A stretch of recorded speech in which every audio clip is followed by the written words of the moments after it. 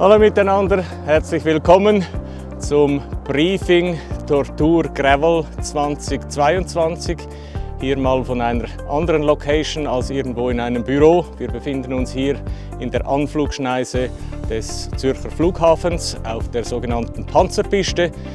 Das ist ein Teil der Route Nummer 1, also am Samstag werdet ihr alle hier vorbeifahren. Zufälligerweise hat mir jemand einen Laptop hingestellt, damit ich ein bisschen weiß, was ich euch in den nächsten Minuten zum Thema Briefing erzählen soll. Einen herzlichen Dank geht wie immer an unsere Partner, die da sind Primeo Energie, Giordana, Winforce, Sunrise, Zürich Schweiz und Sorel Hotels. Vielen Dank für eure Unterstützung, damit wir diesen Event wieder erfolgreich durchführen können. Es ist dies die 7. Austragung der Tortur Gravel. Im 2016 haben wir damit begonnen, sind jetzt das 2. Mal im Sorel Hotel auf dem Zürichberg. Was bleibt gleich dieses Jahr?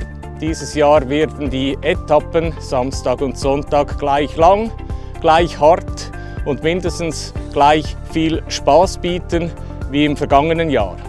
Die Routen sind technisch gut machbar, ganz nach unserem Motto Rennradfahren auf unbefestigtem Untergrund. Nach dem Rennen könnt ihr wie letztes Jahr schon die Aussicht über den Zürichsee genießen und die Gravel-Gemeinschaft pflegen. Was ist neu dieses Jahr? Anstelle eines rennmäßigen Prologs werden wir einen geführten Warm-up-Ride durchführen am Freitagnachmittag. Das ist auch dazu da, dass ihr euch untereinander ein bisschen kennenlernt und mal nicht im Rennfokus unterwegs seid zusammen. Des Weiteren gibt es eine neue Kategorie, Enduro für die Genussmenschen.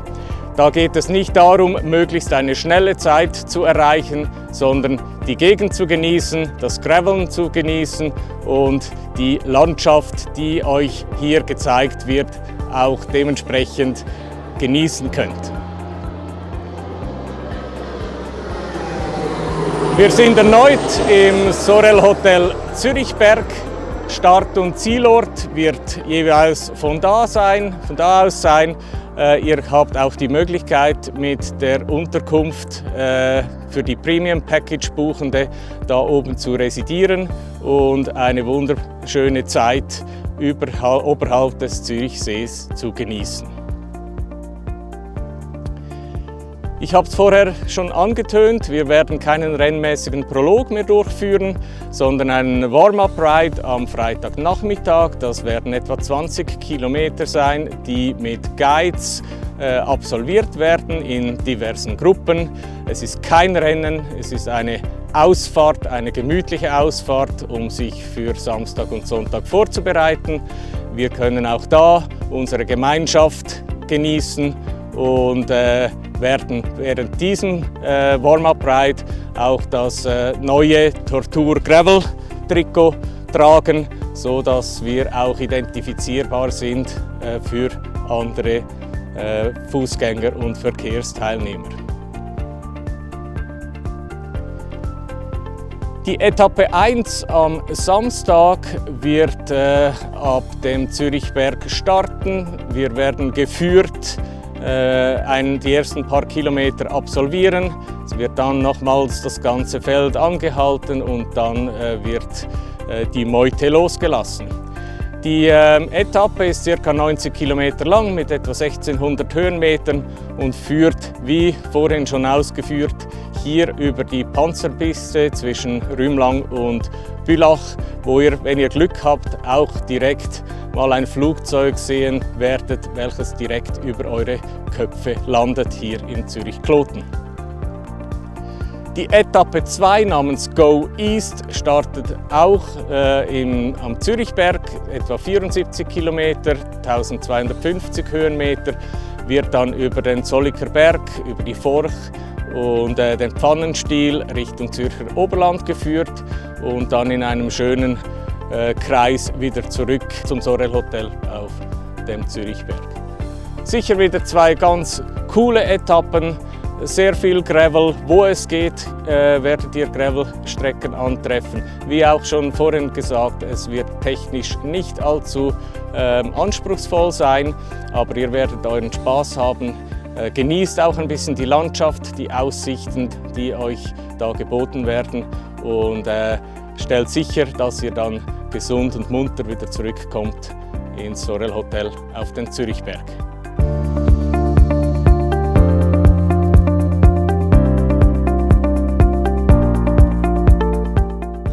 Zürichberg, Zürich City, Uetliberg, dann Richtung Kanton Aargau bis hin zur Lägere, der höchsten Erhöhung hier in der Region. All dies werdet ihr befahren. Damit ihr die richtigen Routen auch findet, haben wir wiederum GPX-Daten aufgesetzt, welche wir auf unserer Website zur Verfügung stellen. Diese Download macht ihr bestenfalls 2-3 Tage vor dem Event. Dann sind wir auch sicher, dass die Strecken korrekt sind und alle Anpassungen gemacht werden konnten. Die Strecken sind aber wie in den Vorjahren auch wieder ausgezeichnet mit gelben Pfeilen bzw. rotem Trassierband, rotem rosa Flatterband. Wir werden diese Schalonierung wieder einsetzen wie in den vorhergehenden Jahren. Seht ihr keinen Pfeil oder kein rosa Trassierband, dann geht es einfach weiter geradeaus. Mit diesen zwei Dingen, GPX-Files und der ausgezeichneten Strecken, werdet ihr euren Weg finden von Zürich zurück nach Zürich. Wir haben wiederum Verpflegungsposten aufgesetzt. Am Samstag bei Etappe Nummer 1 werden das 2 Verpflegungsposten sein, einer nach ca. 35 Kilometer, den zweiten haben wir bei 61 Kilometer. Am Sonntag, zweite Etappe, wird es einen Verpflegungsposten geben nach ca. 41 Kilometern. Was tischen wir euch da auf diesen Verpflegungsposten? Es werden voraussichtlich vornehmlich Winforce-Produkte sein, wie Gels, Riegel und isotonisches Getränk. Wir werden aber auch andere kleine Leckerli zur Verfügung stellen, mit denen ihr euch stärken könnt. Habt ihr dann diese Etappen hinter euch gebracht, werdet ihr von der sogenannten Nachrennverpflegung profitieren können. Das ist jeweils nach den Etappen am Samstag und am Sonntag, wo wir im Ziel eine Mahlzeit zur Verfügung stellen, damit ihr euch sofort wieder stärken könnt. Für die Hotelgäste steht selbstverständlich noch ein Frühstück zur Verfügung. Jeden Tag ab morgens 6 Uhr dürft ihr euch da für die kommende Etappe stärken. Das Abendessen werden wir ebenfalls im Sorel Hotel einnehmen für die, die das Hotel Package oder das Dinner Package gebucht haben, und werden da eine ausgewogene Sportlermahlzeit genießen dürfen, um uns für den nächsten Tag zu stärken. Des Weiteren haben wir Garderoben und Duschen zur Verfügung, die sich beim ASVZ Fluentern befinden. Das sind ein paar hundert Meter von der Event Location weg. Da kann man sich umkleiden bzw. nach dem Rennen auch eine Dusche genießen. Für die Hotelgäste werden wir im Hotel Zürichberg auch einen Veloraum zur Verfügung stellen, wo ihr eure Fahrräder über die Nacht platzieren könnt, damit sie sicher verstaut werden können. Des Weiteren wird es eine Waschstation geben, so dass ihr nach jeder Etappe eure Bikes wieder top in Schuss bringen könnt. Die Produkte sind gesponsert von Makov. Da wird es sogenannte Hochtiefdruckreiniger geben, die speziell für Räder entwickelt sind, und die notwendigen Putzmittel dazu, damit eure Bikes am nächsten Tag wieder glänzen.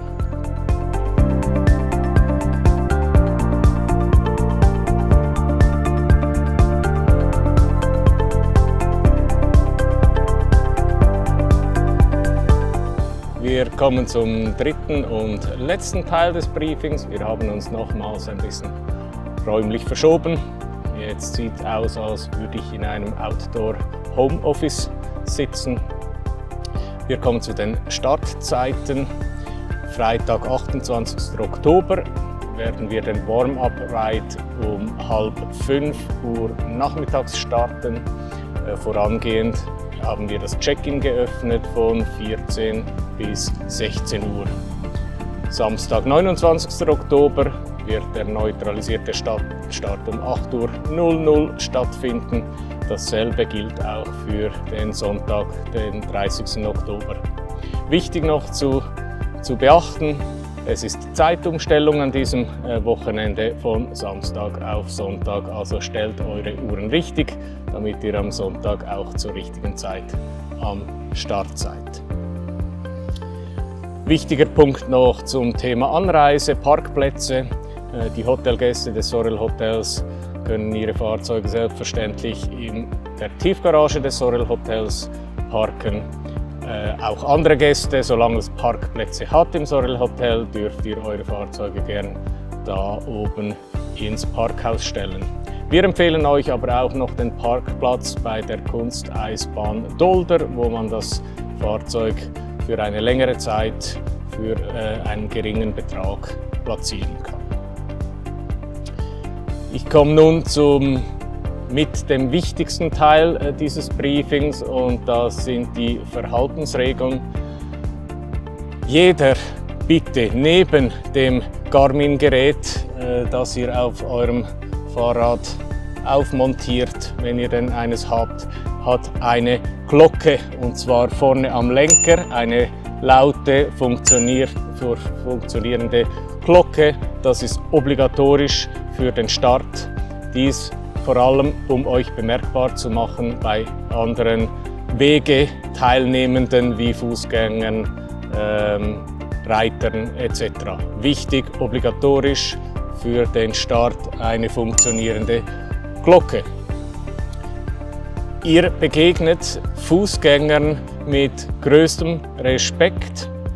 Da gilt der Fokus auf der Stärkere gibt auf den Schwächeren Acht. Vor allem besondere Vorsicht ist geboten bei Hunden und Pferden. Es macht keinen Sinn, möglichst schnell an diesen Tieren vorbeizufahren. Wenn dann etwas passiert, wenn ein Pferd erschrickt, wird es sehr ungemütlich für Reiter, für Pferd und auch für euch selbst. Also wir begegnen Hunden und Pferden im Schritttempo. Wir werden dies auch kontrollieren lassen über die Marshals, damit hier möglichst große Vorsicht an den Tag gelegt wird. Des Weiteren gilt es, die Einhaltung des Straßenverkehrsgesetzes zu beachten. Dieses hat oberste Priorität. Vortritte werden beachtet, Stoppsignale, 30er-Zonen, all dies ist zu respektieren. Auch dies würde sonst zu Restriktionen führen, sei es seitens der Polizei oder seitens uns als Veranstaltende. Gefährliche Straßenübergänge werden teils von Moto-Marshals, Moto-Officials bewacht bzw. mit Triopanen und Warnlichtern markiert. Aber jede und jeder bleibt für seine eigene Sicherheit verantwortlich, kommt heil wieder zurück ins Ziel. Es macht keinen Sinn, Risiken einzugehen. Und nochmals, ihr, obwohl ihr eine Startnummer habt an eurem Bike, habt ihr keineswegs mehr Rechte als die anderen Verkehrsteilnehmenden. Und wir möchten gerne nächstes Jahr wieder eine Tortur Gravel durchführen. Deshalb bitte ich euch, dies zu respektieren. Auf diese ernsten Worte folgend, wir freuen uns natürlich extrem, seid ihr wieder dabei dieses Jahr oder das erste Mal dabei. Wir geben momentan alles, um den Event zu perfektionieren und für euch zum Erlebnis zu machen. Und wir sehen uns spätestens Ende Oktober an der Tortur Gravel 2022. Bis dann, noch gute Vorbereitung. und wir sehen uns auf dem Zürichberg.